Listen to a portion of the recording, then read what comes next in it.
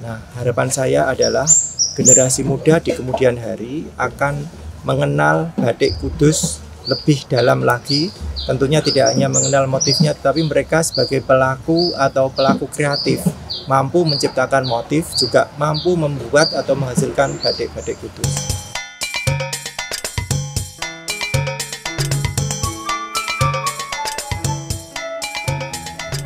Hari ini sesuai dengan undangan kami, kita akan mengadakan lomba batik dalam rangka peringatan Hari Batik. Kalau kita mengingat memang budaya Indonesia banyak, salah satunya batik ini. Dan saya ketahui sendiri batik ini digunakan berbagai macam ya, ada hiasan, ada pakaian, kebayang itu. Perlu kita uri-uri, jangan sampai direbut negara lain.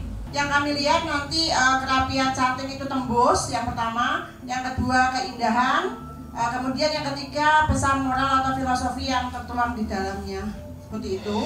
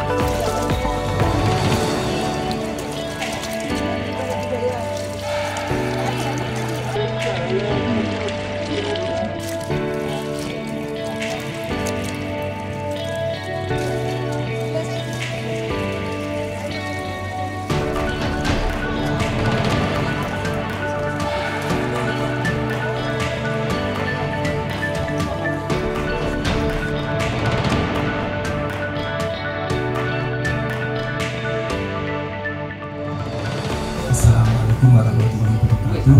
Salam sejahtera untuk semua umat. Om Swastiastu, salam nama budaya.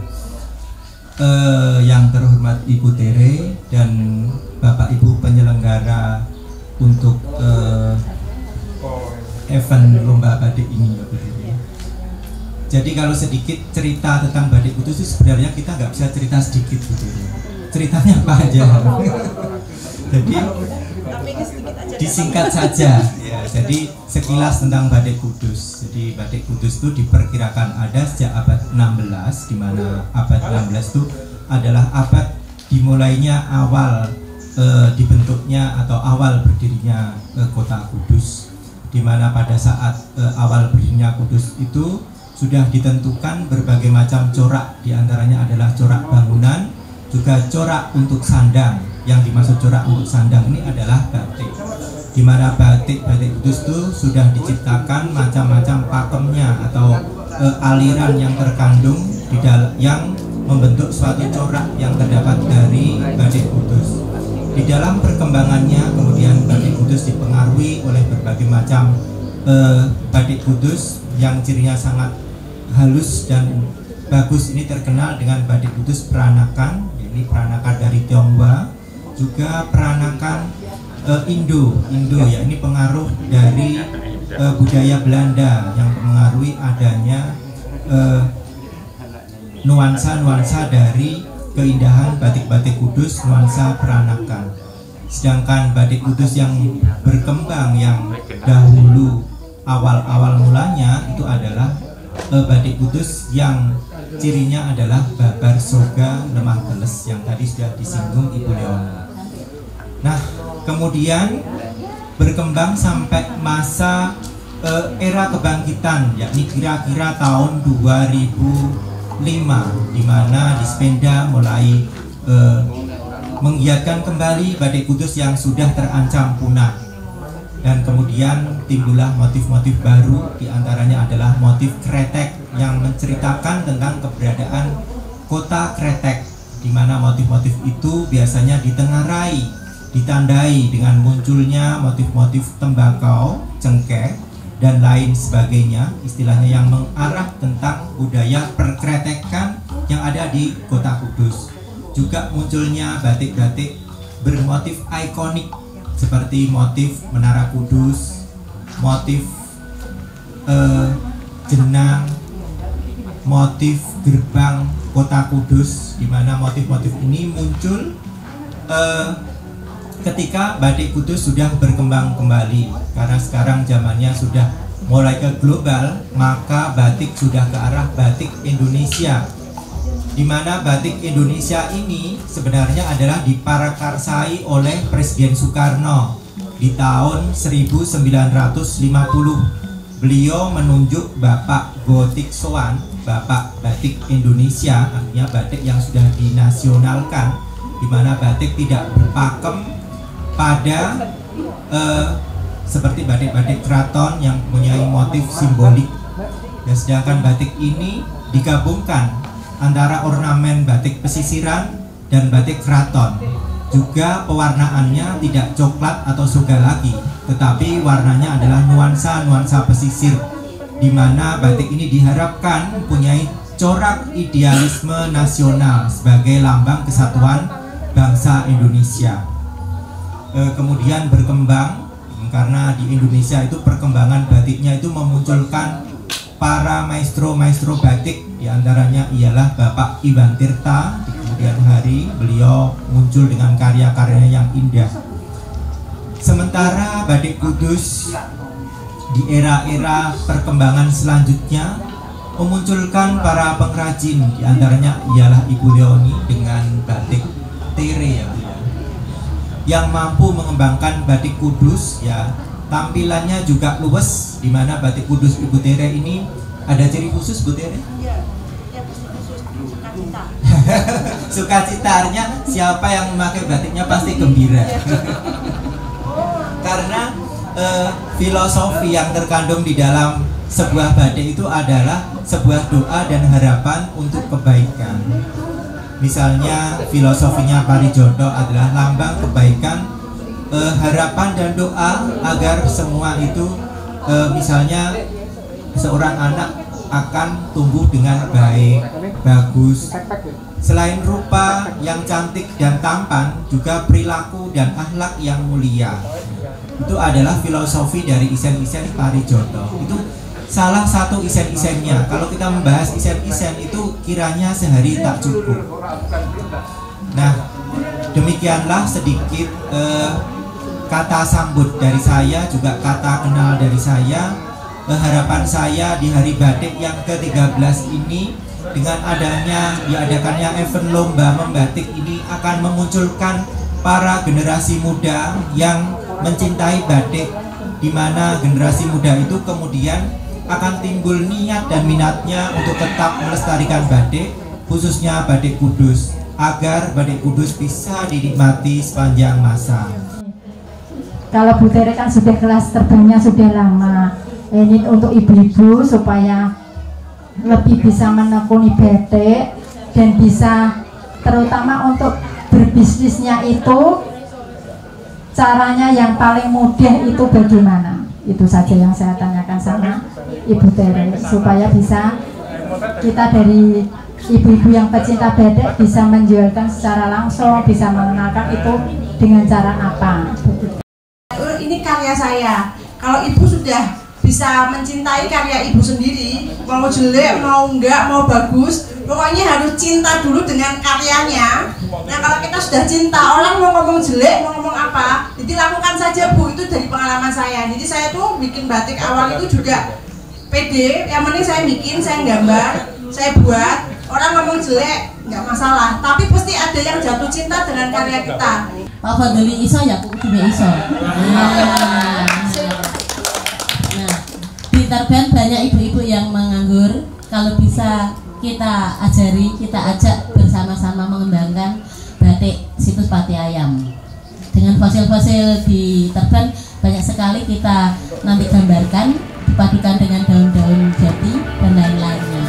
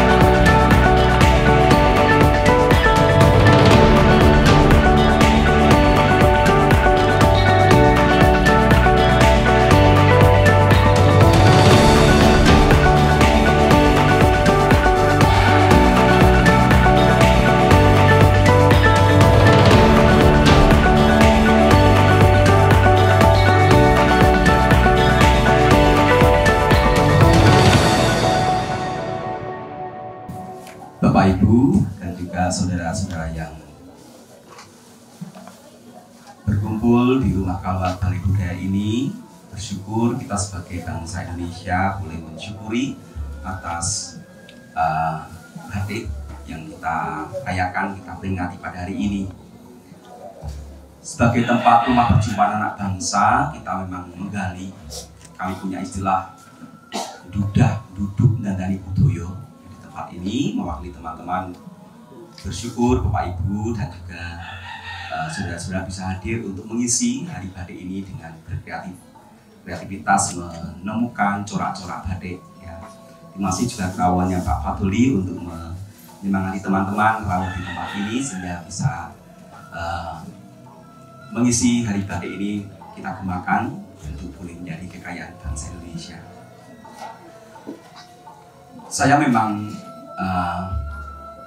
menyukai batik ya, karena saya juga sering memakainya kalau saya pas mendalam segala itu ya. Saya lebih tertarik ke filosofis ya, ke filosofi selain keindahan dan juga teknik tentunya ya. Tentunya penjurian ini bukan segala-galanya ya, yang penting adalah menemukan filosofi dari batik ya. Ketika Mbak Teri membuat gambar belakang ini di Woruji itu saya ingat skripsi teologi saya sarjana teologi. Saya waktu itu mengangkat teologi Curigo Manjing Warongko, Warongko Manjing Curigo, analisis kitab di Woruji dalam sastra mistik kejawen dan Kristiani.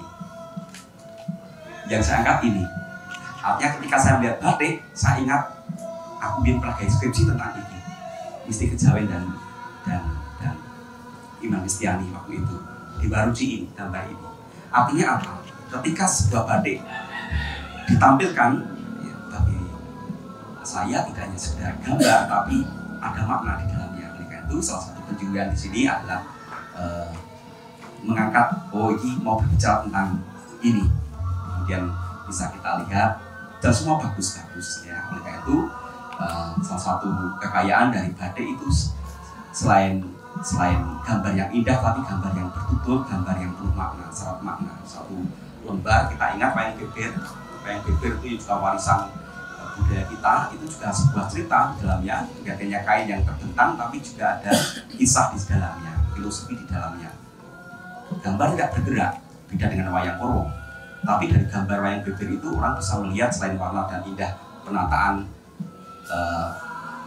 gambarnya atau motifnya itu bisa banyak berbicara. Oleh karena itu Bukisya bagi Anda semuanya yang bisa menggali filosofi dari karya batik ini sehingga menjadi karya batik yang tanda kutip berbicara tentang apa ya, tentang kekayaan bumi Nusantara dengan kearifan lokalnya yang diangkat oleh saudara-saudari semuanya yang berlatih dan juga meminati tentang batik ini. Itu saja dari saya lebih melihat ke filosofisnya dari apa yang diangkat oleh teman. Baik, terima kasih.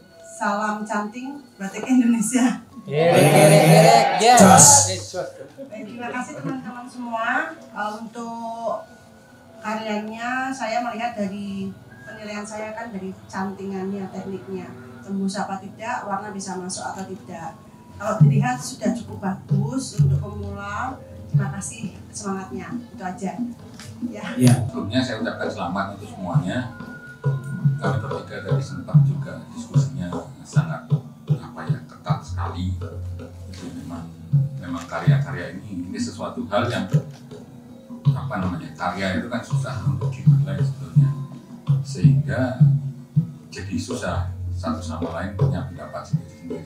Tapi akhirnya kita sampai pada satu kesepakatan. Nah, saya sendiri terus terang juga suka batik. Cuman kalau ke toko cari batik, baju batik yang udah ada itu rada susah. Motifnya suka, ukurannya nggak cocok. Ukurannya cocok, motifnya nggak suka. Ya itu.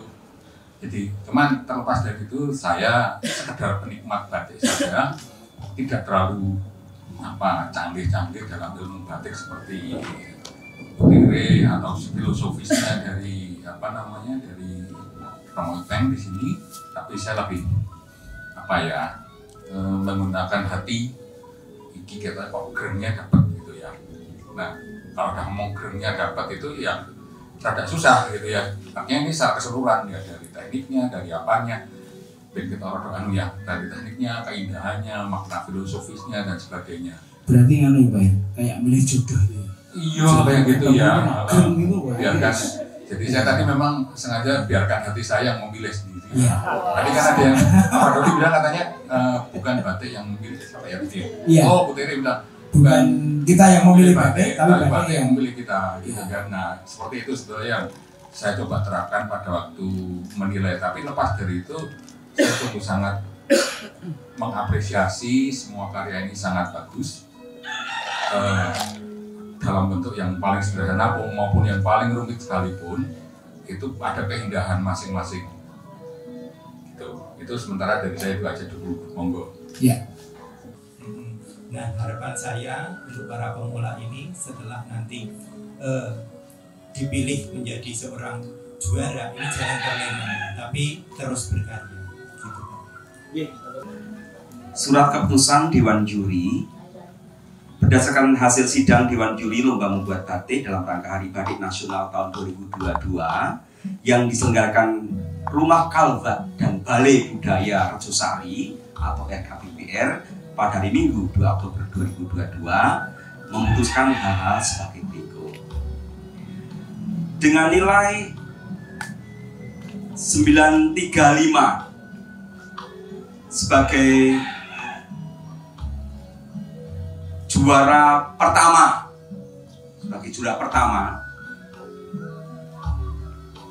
nomor urut 1, tepuk tangan untuk nilai 887 sebagai juara kedua. Kita memilih nomor urut 11. Untuk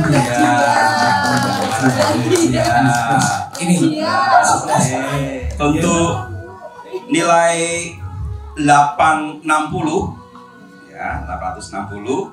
sebagai juara 3, kita memilih nomor urut, ini perdebatan ini antara agak sulit, tapi ya akhirnya kita bisa memutuskan nomor urut 5. 1, 2, 3. Itu yang ada gambarnya Ali Songoy. Ya. Sinten? Dari kearifan Gunung Pati Ayam karena ditemukannya fosil gajah Pak Bu ya. Terus di situ juga ditemukan fosil-fosil seperti sumpel kerang dan sebagainya. Ternyata sekarang sudah ditemukan beberapa ribu fosil di Pati Ayam.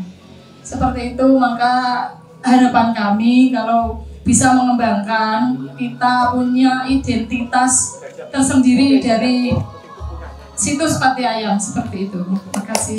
Ya, terima kasih.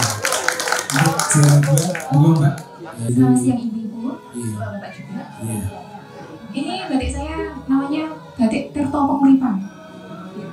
Tirto Panguripan, air kehidupan. Iya.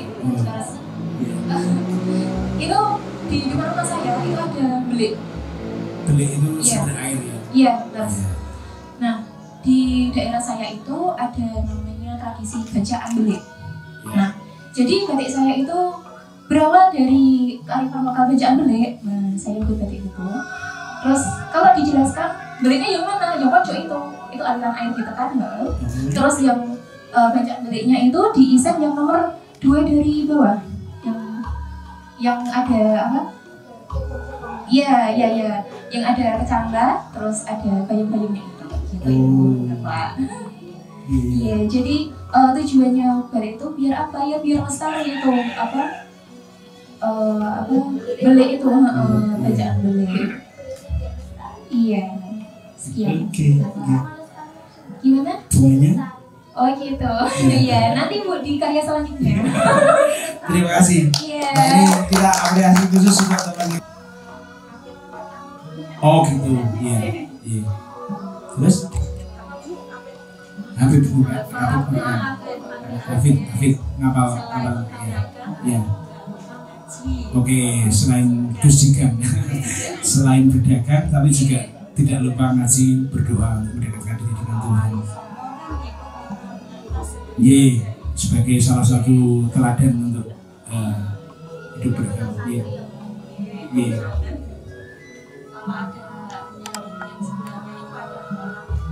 Kolam, yang sebelah mana Bu kolamnya? Oh, kolam bunga teratai, sepasang burung. Oh iya, itu dia. Iya. Berapa lama Bu membuat itu? Desain apa? 1 minggu. Gak tidur sampai malam. Pantesan jenengan kurang banget. Sampai malam gitu ya. Oke, iya. Baik, terima kasih. Atas penjelasannya. Sami-sami. Waalaikumsalam.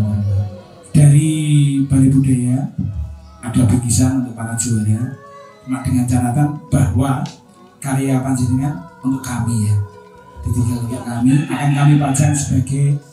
Jadi harapan saya batik di Kudus itu bisa berkembang sepanjang masa, di mana jangan sampai batik Kudus yang sudah bangkit lagi di era tahun 2005 sampai sekarang itu akan mengalami masa surut lagi. Tetapi harapan kami adalah masa yang berkembang terus menerus, karena sekarang hampir di seluruh wilayah Indonesia itu sudah berkembang batik-batik yang istilahnya mengacu pada kearifan lokal. Nah, harapan saya adalah generasi muda di kemudian hari akan mengenal batik Kudus lebih dalam lagi.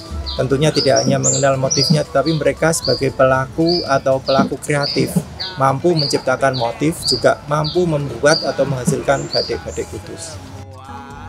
Dari Rumah Kalwat dan Balai Budaya Rejosari, kami mengucapkan Selamat Hari Batik Nasional.